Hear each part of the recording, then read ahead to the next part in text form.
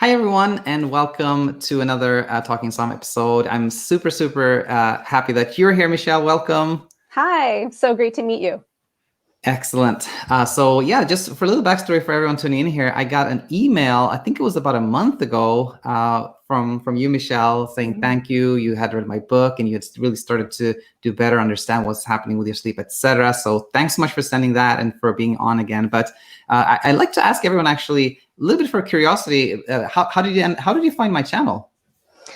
I actually found it a little bit randomly. I personally was actually past the point of thinking I could even improve my sleep. And I was just on YouTube one day and I had clearly searched enough sleep related, insomnia related items that one of your videos was just a suggested video. And I happened to click on it. And that's how I found you. I see. Mm-hmm. Very well.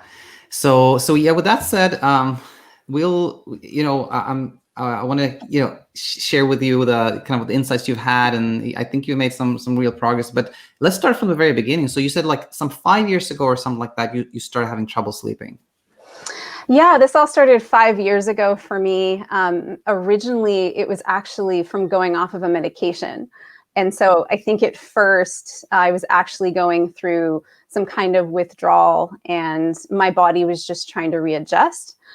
And when I look back, I actually really can't figure out when that sleep disturbance really started or stopped and when the insomnia really started, like the psychological fear and the anxiety. So I kind of can't pull it apart, but that was originally how it started for me. Exactly. Such a common way it starts, by the way. But so before that, by the way, you had really not had any trouble sleeping before that, or here and there, or what was it like? I was never a great sleeper, but it wasn't something I really worried about. I didn't really think about too much. So, and I never had insomnia at Yeah, all. Yeah. exactly. Yeah. So you come off this medication, and was it pretty like abrupt that you started sleeping very little, or what happened? It was practically overnight. I went from sleeping really well to just completely not being able to sleep and having a lot of like high heart rate symptoms, feeling like panic, even though mentally I felt really calm, things like that, just keeping me up half the night, all night. And this was really the first time that it occurred to me like, oh, I can just stop sleeping. This is a possibility. So that thought had never occurred to me. And I think once that seed had been planted, it just continued to grow and grow. And especially because I was seeing what it was like to not sleep. And I kept telling myself, okay, this will end really soon. And it never did. And then it just kind of continued. It got worse and worse over time. Exactly. So Yeah. pretty immediately after that, one of the first nights where you slept very little, you immediately were triggered and you thought something is wrong, and you were worried about it. Yeah, I knew it was because I had gone off of a medication, but I thought, okay, maybe this will be a week or something like Exactly. that. I thought my body will adjust and this will just go away and I don't have to worry about it. So in the first week or two, I wasn't that worried. It was when it just continued for months and months. And the longer it went, the more stressed I got. Definitely. And did you keep thinking that it was like, at what point, or was there a point where you thought, oh, this can't be the medication anymore, or did you kind of sort of keep thinking that it must still be related to the medication? I thought it had created some sort of problem. So I definitely, for the first year or so, I thought, okay, there's a really inherent problem now, and I wasn't sure if I could fix it or if I was damaged in some way, something like that. So definitely, I thought there's something deeply inherently wrong with me. So basically you thought like coming off this medication, somehow being on the medication or coming off of it has somehow created a problem sort of in my certain nervous system, something like that. Exactly, both actually, both. Oh, being on it and then of course coming off of it, the combination. And as you know, when you were in that phase, what did you go back to the prescriber? Did you see doctors? Like what were you doing in that initial phase? Oh yes, so much of all of that. I would say I tried everything, kind of like the typical insomniac. You kind of start with the herbal supplements and the melatonin, and it just starts to snowball from there. I mean, I literally tried, I think, every single thing that you could possibly think of. Everything from, all the supplements, sleeping pills, to, yoga, meditation, hypnosis, weighted blankets, all the sleep hygiene, all the routines. And that was, in addition to going to see multiple doctors, multiple alternative practitioners. I just threw myself at the problem. Mm-hmm. And looking back at that, do you think, did you get any helpful guidance, or was it all kind of like not really? Unfortunately, no. The most common guidance or advice I got when I would seek help from people was that I should just go on to antidepressants. I was constantly being prescribed antidepressants, which I'm thankful that I didn't take in my case, because I knew that wasn't the issue that I was trying to solve. It just never felt right. But that was the advice I was constantly getting. So I really felt that I was just on my own trying to figure it out. And of course, that's hard because you're so exhausted at the same time. And how were you? You're still working, still sort of coping with this, or? I was. So during the worst of it, I was working full time, and I had gone back to school part time to become a nutritionist at the time. So I was trying to juggle both, and that was one of the worst periods of my insomnia during that time. So it was a huge challenge. Yeah. Actually, I want to read something from your initial email that I thought was really, really important, and I wanted to talk to you about. Where did it go? Now, of course, no, it is here. It is here. I have it right here. You said something like this. This past year, I managed to improve my sleep to more manageable levels, achieving what I felt was a fragile truce with insomnia. I find that I recognize that pattern more and more. And so would you comment on that? Share a little bit on that? Sure. So one of the things I did about a year ago was I took a course to learn TM meditation. And I had already been meditating for years, but I had heard good things about TM. So I took a course and learned how to do it and started doing it every day, twice a day. And it was actually the first thing that I tried that did help my sleep. And I think looking back, knowing what I know now, I think it did help to relieve some of the hyperarousal that was going on in my brain. But at the time I just knew, well, this is helping, so I'm going to keep doing it. So it did improve my sleep a little bit, but I mean, I was still doing a lot of sleep hygiene. I had kind of strict routines. I would do multiple things before going to bed every night. If I missed one, I would, get stressed out about it. I was still having a lot of trouble falling asleep. I was still having a lot of adrenaline rushes, sleep onset twitches that were keeping me up for a long time. And I was still waking up multiple times a night. I think the only difference was I was able to get some sleep intermittently through that time in the past year. So it did feel like I had this fragile truce. As long as I did everything perfectly, right? As long as I did my sleep hygiene and my routines and my meditations and my stretching and all this other stuff, and got to bed early and gave myself a significant amount of time in bed, that I could kind of eke out some sleep for myself. And so that was what the last year was like. And part of me was relieved because I was able to get more sleep, but I was still living in so much fear, just kind of white knuckling every day, just waiting for the really severe insomnia to come back, kind of the moment that I slipped up or, missed doing a routine or something like that.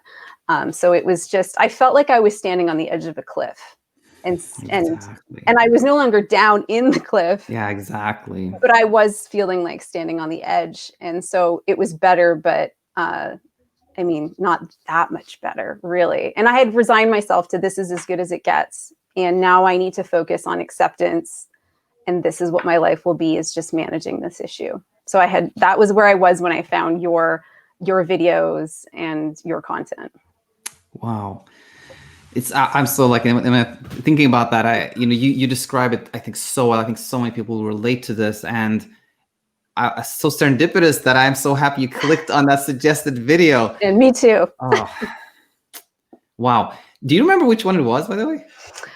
I don't remember which one, but I remember one of the first quotes that I heard you say. And I'm so glad it was this video, because it was really what gave me kind of a light bulb moment. And you said, there are hundreds of things that can give you sleep disturbances, but only how you think about them can give you insomnia.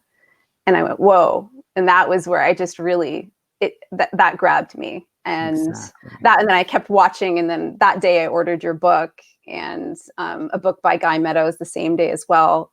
And just that was really the starting point for me. Wow. And now, one thing you wrote, I think you already mentioned it here, and you wrote in the email too, was that one of the key insights was understanding hyperarousal. Yes, that was really huge for me, because I couldn't understand the symptoms I was having, even during the day. I couldn't understand my body just felt so completely different. And so for the first couple of years of my insomnia, I had the hardest time falling asleep. That was really my main problem. My heart was always racing. My heart rate was always so elevated. I would lay in bed mentally feeling calm, I thought, but my heart was pounding so hard that I could not ever sleep. I could hear it in my ears, and it would keep me awake. And after a couple of years of that being my primary symptom, I started developing sleep onset twitches, and pretty severely. And this really concerned me. I didn't understand it. I didn't know what it was. And when I sought help for it and would ask people, doctors, practitioners, what this could be, either nobody had answers, or it was brought up that, perhaps I had some sort of neurological issue developing. So that really stressed me out. So then, of course, every single night as the twitching would start, at the back of my mind, I would think, oh God, what if this is something really serious? And it would add to the stress. It would add to my fear of the whole experience. And of course, that would just generate more twitching. And I didn't understand that at the time.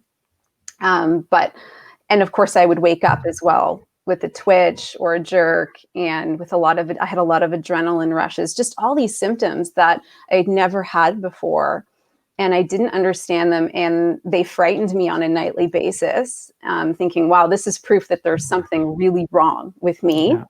Because it's not just that I'm not sleeping, I'm having all these physical symptoms that nobody can explain.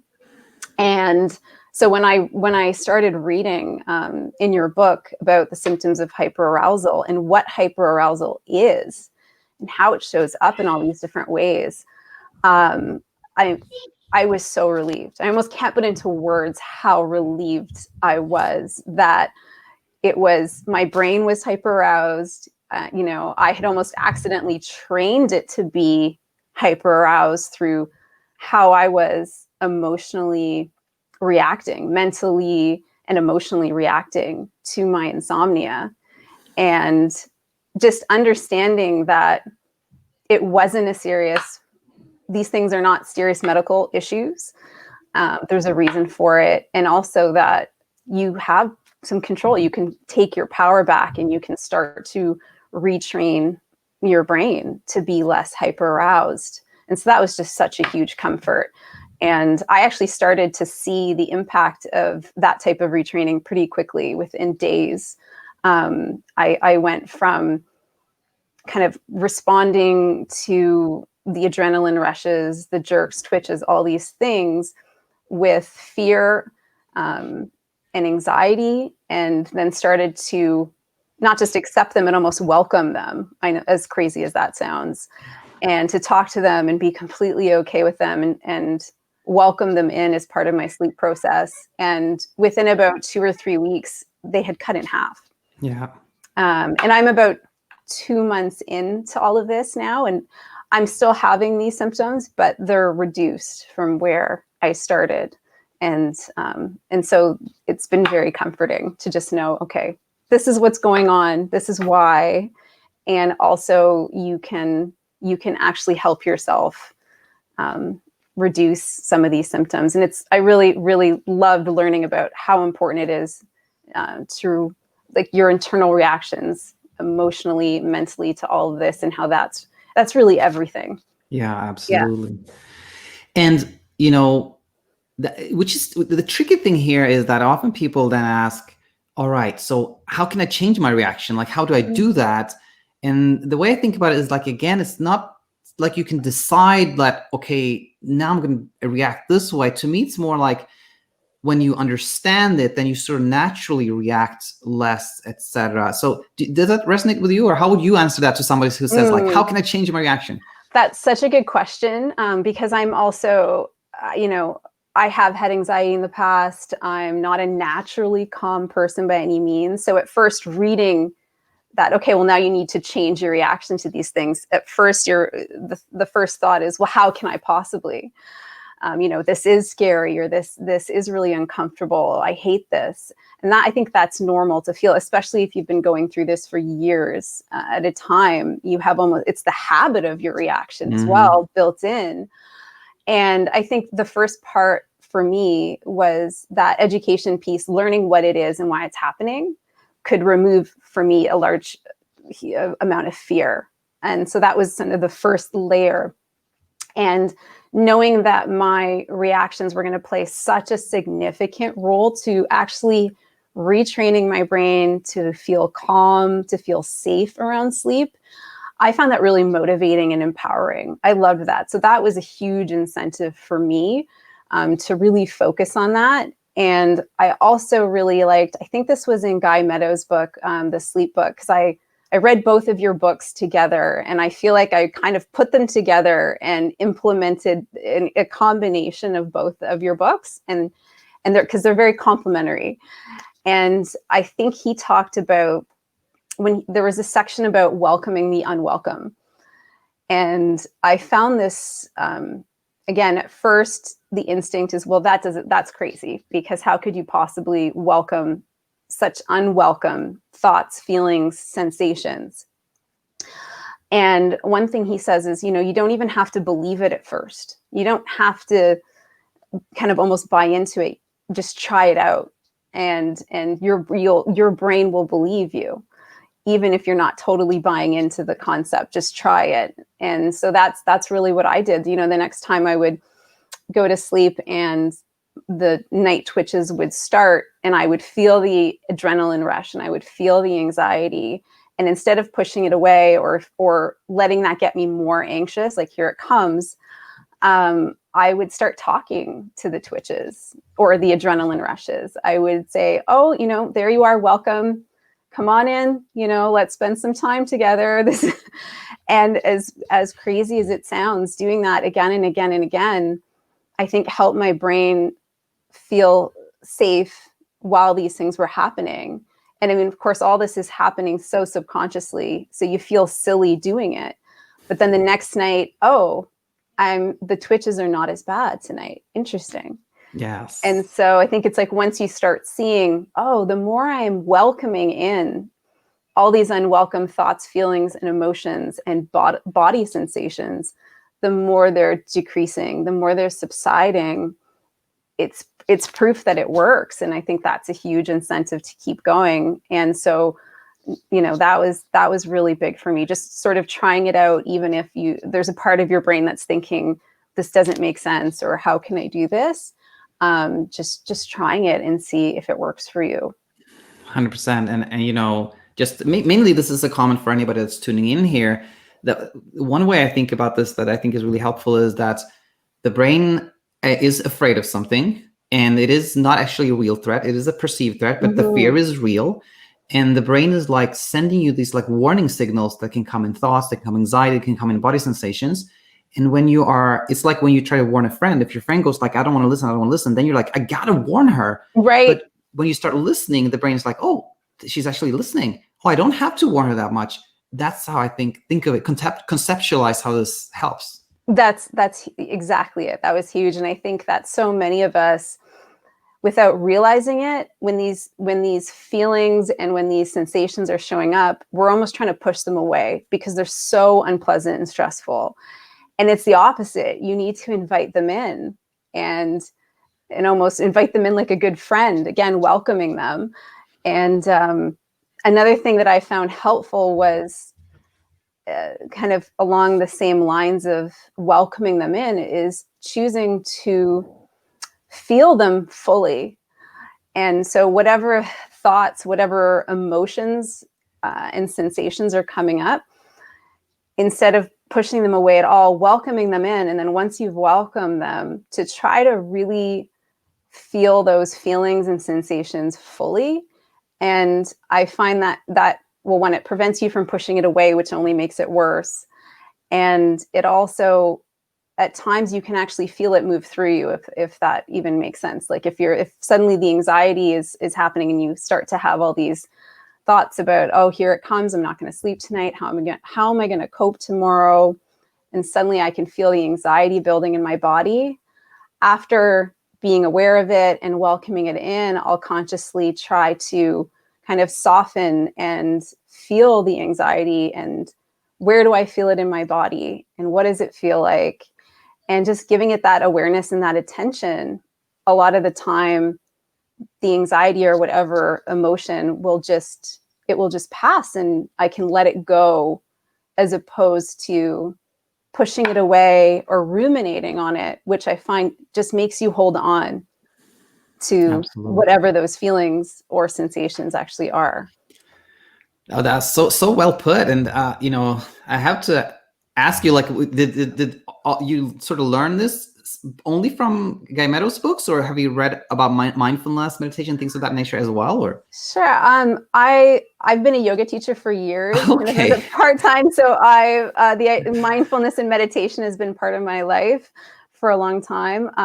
Although it is very difficult to apply, I have found it easier to teach to others and apply in the moment, which is always sometimes the case with these things. But so I've been familiar with a lot of these concepts, I think, for a while. And however, I found it really difficult to actually implement with myself during insomnia because it felt so extreme, so difficult. It almost felt out of grasp, if that even makes sense, during absolutely. this time. And to tell me, like, as we're talking here, this thought comes to my mind that perhaps it was that, when it started, you were pretty convinced that there was something like physically wrong with you. Yes. And therefore, how would mindfulness work if there's something like that? And I was in that mind space for, I want to say, at least a couple of years, where I just was convinced it was purely physical. There was nothing else going on. This was a purely physical problem. And so I went at it from a physical standpoint, and that was where I was focused. So I wasn't implementing any of these tools to the insomnia. I would implement it in other areas of my life, but I wasn't thinking that it was as relevant here that it could possibly help solve that problem. And one book I want to reference, because it was really important for me as well, that I should say I really combined the three books together. Yeah. There's a book called The Untethered Soul, and it is really focused on bringing more awareness into your life and kind of coming into that seat of awareness with yourself, especially during difficult times. And there's a chapter specifically on how to fully feel and process painful emotions. And so that book really talks a lot about this concept of how we tend to push things away that feel really uncomfortable and painful, or we might ruminate a lot and not let it go. And then that's going to have the same impact on whatever that emotion is. We're holding it in, we're keeping it in, and it's meant to actually be felt fully and to be let go of. And so I remember reading that book, it was less than a year ago, and thinking, oh, I don't think I'm fully feeling and letting go of painful emotions. And so during this whole process of reading your book and Guy's book, and then combining it with that concept, it kind of gave me a really great, I guess, framework of what to do when all of these unpleasant sensations and feelings and anxiety and stress, all of it comes up at night, Yeah. and how to really process it as well. So it's been really helpful. So I definitely credit that book to the concept of, I guess, how to feel and process and then let go of certain really painful emotions and difficult feelings. The untethered soul, was it? Untethered soul. Untethered soul. Yeah. Very good. That goes on my list for sure. And Right. just as a little comment, I'm where I'm in my space is that as you know, like what I focus most on is like kind of like just kind of education, like understanding why this is happening, what sleep is, etc. But I really understand that I think after you've understood, then you have to kind of go the let go path. And I'm realizing more and more how these ancient wisdoms that are in like meditation, mindfulness, yoga is so helpful. So I'm really exploring this more and more. So absolutely. There was something more I wanted to ask you about, but it escapes my mind. So let's go to, so you found my book, Meadows' book, maybe a couple of months ago. And, as you know, I get to this point in an interview where like, I think it is actually not helpful to focus too much on sleep because that's part of the problem, right? But then everybody who's listening are going to wonder, so how are you sleeping now, Michelle? So how has sleep been like since you had these realizations, etc.? Good.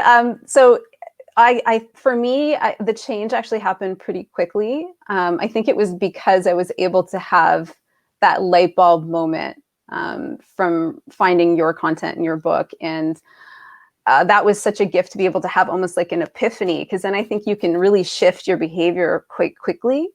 It really let me take a step back and look at my insomnia for what it really was, and to realize like basically that I've created a monster and now I'm battling the monster every night and every day. And as horrible as that is, it's also so empowering, because you go from being so powerless while you're in your insomnia, feeling like you have no control, this thing is stealing your life, to realizing, wait, I have all the control here.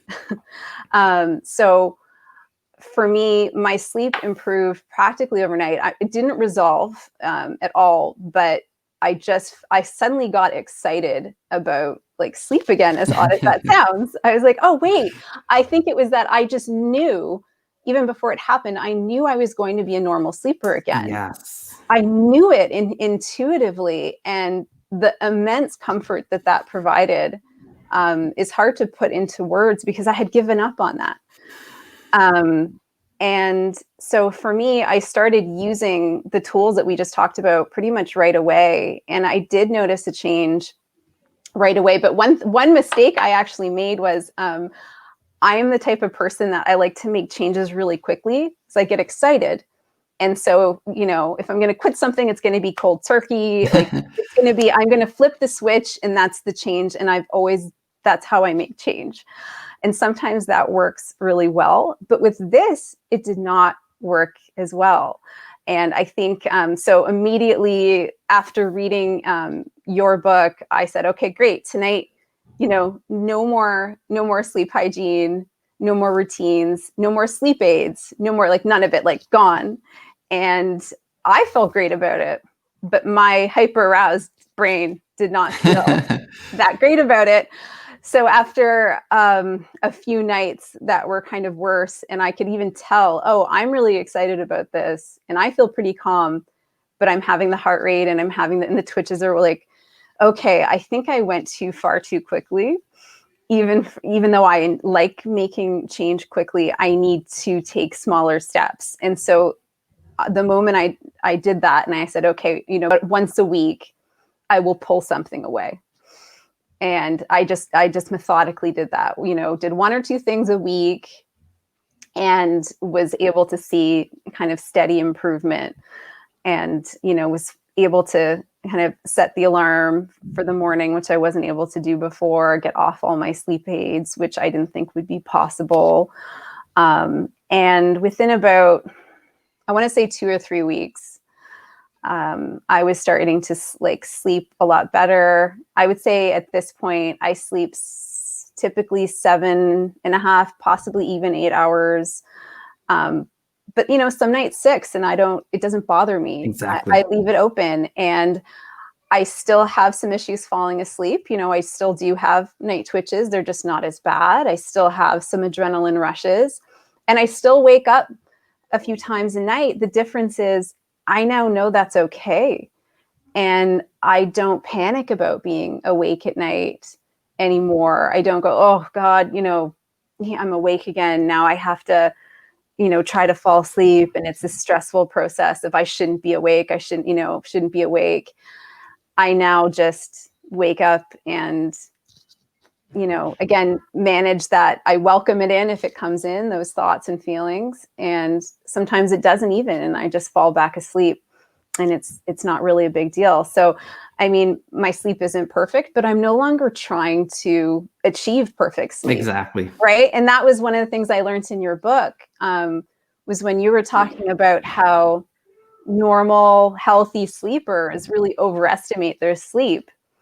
And, they think they sleep about 8 hours. They don't think they wake up at night, when in fact they're sleeping maybe closer to 6.5 with a few wake ups. And I thought, oh, so this whole bizarre goal of getting this uninterrupted 8 hours is not even, no one's getting it, basically. Yeah, exactly. Right? Exactly. Or so rarely. It is like this really rare event that should never be aspired to. Otherwise, it just makes you feel like you're not getting the right sleep or the best quality sleep, or something's damaged in you or something like that. These expectations are completely unreasonable. So that was a huge comfort. That was a really big comfort, was I could stop chasing, like, oh, okay, I need to have perfect sleep for my health and these other things. And so, yeah, I'm sleeping much better now. And I'm no longer chasing that perfect sleep. So yeah, sometimes it takes me a little while to fall asleep, and I wake up a few times a night, and it's no longer this horrible, stressful, anxiety-inducing experience. I'm no longer up for an hour or two in the middle of the night needing to calm down. I may be up for 20 minutes, that kind of thing. So now it's super nice to hear. And, as I'm talking to you, I really feel like you're in this space where, yeah, sometimes you have those twitches, some things going on, and you will probably, like everyone else, you'll probably also have a time where something stressful happens in your life and you sleep very little. But I think the difference between you now or you like 5 years ago or something like that is, I don't think you will ever go back to the cliff. That's right. And I actually felt that way the first day when I was reading your book. So even before my sleep had improved at all, just that knowing, if I'm going to be a normal sleeper again, and I'm never going to have to be afraid of going back there, because now I've stared it in the face. I know what this is. And you're right. Now, I still have some bad nights. I always will, because we all do. And it's okay. I won't get up the next morning feeling panicked by it and immediately starting to almost throw myself into, researching, or what do I try next, and what do I do, and worrying about how am I possibly going to get through the day, and letting it consume me. All the fear consume me around that. It's just, well, let's just go on with my life, and I'll probably sleep better tonight. And that's it. Wonderful. I think this is, it was, again, such a powerful story, Michelle. I know so many people are going to hear this and find that hope, and it's going to be super, super helpful. So I really want to thank you for being willing to share all this. Of course. No, thank you again for all the work that you're doing. Anything I could help to get the message out, because I think so many people are suffering with this and feel hopeless and powerless. And so much of the information out there in the mainstream, unfortunately, makes things so much worse. And you just go down that rabbit hole, and sometimes for years on end, without finding the right information. So thank you for writing your book and for this channel, because it's been so helpful. So I hope it reaches as many people as possible. I think, thanks to the support from yours and everybody else on the channel, we'll definitely make some real good change. So yeah, thank you again. And we'll stay in touch. Sounds good. Thanks, Daniel.